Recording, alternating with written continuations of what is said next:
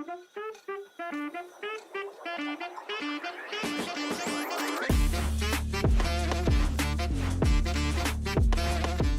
everybody, it's Libby again, and I want to cover something super important. So important that this is worth saving you, or this can save you $80,000 a year. And that's just being generous. So what is it? It's two parts to recruiting. So it is the quality of applicant and then the time saving aspect of doing stacked interviews. And I'm going to get into detail about what these are and how this is a partnership when it comes to WootRecruit and the recruitment Sherpas.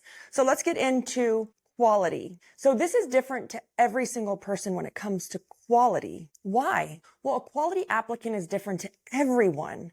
So this is where it's really big on the partnership. So if you don't like the quality that we're providing, that is up to you or your office manager to communicate that back to us. Because again, quality is different to everyone. It's very subjective. If your office manager, or even if you find yourself complaining about the quality of your applicants, I would suggest that maybe you check, are you doing enough communicating back to your account manager, your recruitment Sherpa, or do you know what a quality applicant actually looks like to your business? A lot of people say, oh, I just want someone that shows up, or I just want someone that's going to work. But that doesn't really give us the values, characteristics, or traits of a quality applicant. And so when I'm going to share some of these things with you, it might seem a little direct. It may seem, a little harsh, but I'm telling you this because I have the information, the data, and the experience to know what works. We've helped cleaning companies grow to revenues they've never seen, and we can do this for you. But it requires an open line of communication and also understanding of what you need from that applicant, and then directly communicating that back to us. So let's talk about the quality of your applicant and what can you do to help us understand this, or what can we do and you do. So there are two things that you can do to really improve the quality of your applicant. The first thing you can do is you can adjust your ad, or we can adjust your ad. This will affect who it attracts. But again, we have to know what to put in the ad. You need to know what your employee avatar looks like. And if you have not done this exercise, I have a training. I'll drop the link in on building an employee avatar. We were taught to do this for customers, but we don't ever do this for employees. And we know that they're more valuable than customers. And then the second thing you can do to adjust the quality of your applicant is the application. Adjust the application. That's who we're allowing through. So my tip is you do not want to adjust both at the same time, because you're not going to know what works. And if we make too many adjustments, it's going to cause friction and it's going to drive up your recruiting cost. They're going to get super expensive. The smallest adjustments can make the biggest differences. We don't want to make it too difficult, because again, it's going to drive up costs, and we don't want to overcomplicate it. If you're thinking about saying, oh, well, I want to add an assessment in front to filter out my quality, do not do it. I've done it. My industry friends have done it. My ex-partner, Paul, has done it. And it creates so much friction that it will hurt your company. Do not put an assessment in front of your recruiting. There are many reasons why. One, that it causes that friction, it drives cost, but also we don't know what the fingerprint was made for these assessments. Were they made for like C-suite and management level hires, or were they made for a cleaning technician? They weren't. And unless you have $100,000 to create your own fingerprint, do not use them up front. Use an assessment maybe at the interview or once they're hired to understand that applicant and learn how to communicate and learn how they work. But do not use these assessments to filter out your applicants. Getting our jobs in front of 165 million applicants, I can tell you, I know that this stuff does not work, or what does work. So you want to make sure that you either look at your ad or look at your application, but you don't want to adjust both at the same time. You don't want to add an assessment in front. An example of what I did in WootRecruit or in Organize It was I added 2 qualifying questions additional to our application to get better quality applicants for Organize It to fit our values. We don't want to add too many, add maybe 1 or 2 qualifiers, or you go and adjust the ad. We don't want a ton of open-ended questions. What we've done in WootRecruit over the last month is we've put heat maps on the back of some of your careers pages, some of your applications, to watch the way the applicant moves through your application. We are doing so much behind the scenes to learn and be better and better. And what we saw is applicants dropping off at extremely high rates with open-ended questions. Open-ended questions are great for the interview, not so much for an application. We can have some, but we can't have too many. Again, it will drive up our recruiting cost. But you need to learn what an actual qualified or quality looks like to you, so then you can then communicate that back to your recruitment Sherpa, so then we can then add that into the ad or into the application. We don't know. Every single person is different. And so we don't know. We set it up with the basis of our recruiting system or process. And then it takes communication from the business, from the owner, from the hiring manager to ever so slightly make those tweaks until you find that perfect fit, right? It doesn't just happen like that. It doesn't. If it was, I'd be a billionaire and all you guys would be billionaires as well, because we would never have a recruiting issue. And there is no easy button. If you're looking for it, it doesn't exist. But we could get you pretty darn close. Again, the reason for this is that quality looks different to everyone. But the real reason that this is so hard for most of us is because we don't know what we're looking for. We don't know. And when someone we just all say, oh, I want someone who just shows up, who just wants to work.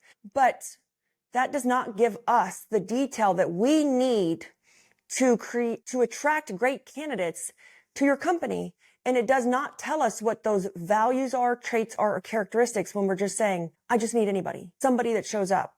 And from here, right, that was quality. How do I improve the quality? You have 2 ways: who I attract or who I let through. Next is the interview. A lot of people are like, well, I don't want to interview all the time. It's a waste of time. I have better things to do. That, from a business owner standpoint, might be a culture realignment of the interviewing. We are in the business of recruiting if you own a cleaning or a lawn care company, because the person who can recruit, attract, and hire and retain the best talent will win. So our office needs to look at our home service companies, our cleaning companies, like recruitment companies. And so we need to really shift the way that they think if they're thinking that way. So this here, our stacked interviews, is the most valuable 30 minutes of your entire business, of your entire career, right? It can save you up to $80,000 a year doing the stacked interview maximizer. And it can save you about $12,000 in admin tasks. Just did the math for me, right? And we can also avoid costly hires doing stacked interviews. And you're going to be like, but why if I have some unqualified? Well, why? Because you have volume. You have people to pick from. We are no longer desperate. But again, it goes back to, what do you know exactly what you're looking for? And then we can fill the positions faster without sacrificing quality, because we can now choose. So let's dive into what the stacked interview maximizer is. If you're using WootRecruit and you're not using this way of hiring, interviewing, you are wasting a ton of money and time, business owners. It is not efficient to interview the old-fashioned way with one-off interviews. So the stacked interview maximizer, where this is the way WootRecruit teaches people to recruit. And I'm just going to show you how we do this. And well, my drawing is not very good. I need to take drawing classes over, but at least makes for a great show. So I'm going to show you the way we recruit, the way we're supposed to do this. Here we go. In WootRecruit. It's very simple, okay? Very simple the way we do it. And I'm going to move my camera over just a hair, or get it to follow me. So what do? You have to use the hiring booklets. This is key. The hiring booklets are key, and it starts from the top, right? The hiring booklets, we have a training on it. I will make sure I drop it in here, but these are the booklets about your business. So stacked interviews, you're stacking as many people as you can in a 15-minute spot. At Organize It, we allow 30 people in one spot. Why do I allow 30 people? Well, if I have a 50% no-show rate, then that means at most I'm going to have 15 people. I mean, is that a bad thing? It's not. But how do you handle this? I did a demo with someone yesterday and they almost lost their mind when they're like, oh my God, I can't handle 15 people. But you're in a deficit. They need to hire 5 people today. So it's not a bad thing. And it's the most efficient way to interview. So hiring booklets first. These are the cheap little books. You have all the information in your company because it's the job description. It's your core values. It's what you do. It's your services. It's about your company. Print it off, put it in clear sleeves, put it in a 3-prong pretty binder with a cover sheet and call it a day. Make 10 of them, right? Hiring booklets. The next part, and so when everyone comes in, they're going to have a seat and you're like, great, have a book, have a book, have a book, have a book. They're going to be reading about your company. Let them do that. Every part of WootRecruit is made for a reason. It's to maximize time. It's for efficiency. It's for scale. And those hiring booklets cut down your interview time tremendously. The other thing is, are they reading it? Or are they playing on their phone? Do they know how to read? I know we all have work orders. It is a great part of the interview process, but we're so fixated on questions. What questions should I ask? Who cares about the questions? Hiring booklets. Can they read it? How fast are they reading it? Did they read it? You'll know once you take them back for the interview if they read it. And then next after that, we're going to do the qualifiers. I'm just going to put a Q there for qualifiers. What are your qualifiers? Your deal breakers, right? You have a car. Great. Do you have insurance? Yes. Okay, great. Let's go back and I'll do the one-to-one interview with you now. One at a time. Why am I re-asking the qualifiers? People lie. People lie. Or maybe the question wasn't clear enough. Oh, you have access to a car. I share it with my mom. That's not access to a car. So qualifiers, again, do the qualifiers. And if they do not qualify, do not interview them. After this is the they sell. I'm just going to put they for short. They sell. They sell you on why they should work there. They sell you on their past achievements, on their values. And then if you're sold, then this is where you sell. That's where you sell. You sell the job now. Everybody, my competitors are like, oh, we do it like WootRecruit. We do stacked interviews too. No, because group interviews. No, because group interviews, you still start with the sale. And then you have no way to do one-to-one interviews, right? I have a competitor who ripped off my exact hiring booklet framework. I'm like, seriously? I own this term. I coined it. There was nobody doing this. But this is how you interview efficiently and quickly. So who cares if you have a high no-show rate? As long as it's some people coming, right? Who cares if you get a couple that are not qualified? But out of 15, maybe 10 are. And now I'm not stuck with 2. So typically the old way of interviewing is one-to-one interviews, which is horrible. But the old way of interviews is typically you sell the job right away. And by you just right away selling the job and how great it is, you're cheapening your own job. You're cheapening the experience. Do it this way, right? Hiring booklets. Qualifiers, they sell you, you sell them. And when we do it the old-fashioned way, one-to-one interviews, you're selling them. It's exhausting. It's not efficient. That's why it takes you an hour to do an interview. Most of our customers can do this process and interview 5 or 10 people in a 30 to 45 minute slot. And if your applicants have to wait for you to interview them, that's fine. Let them wait. Someone said, but someone walked out the other day while they were waiting. Great. It's part of qualifying them. It's part of the process. Let them walk out. They probably would have, if you would have hired them, walked off the job or not showed up. Every single part of this is part of the process. And you have to follow it to get the real value from our recruitment Sherpas. They need to know what your perfect qualified applicant looks like and what those values are, what those traits are. Running these stacked interviews is the way to do it for scale and efficiency and speed without sacrificing quality of your interview. And I want to tell you a story. So I did a demo yesterday with a lawn care company. And he's like, well, what makes you different? I use my payroll provider. They give me an ATS, like a plug-in solution. And I said, well, we're not an ATS, which is an applicant tracking system. And he said, well, what makes you different? He goes, I post on Indeed and 3 days later, I got 72 applications. I'm like, oh, that's great. How many days did you say went by? He goes, 3. I said, okay. And then, so he got 72 applications, 72 applications and 72, but he let him sit there for 3 days. Well, we all know that a great applicant is only on the market for 6 days, right? And he said he posted it organically, so it's not costing him anything. I was like, okay.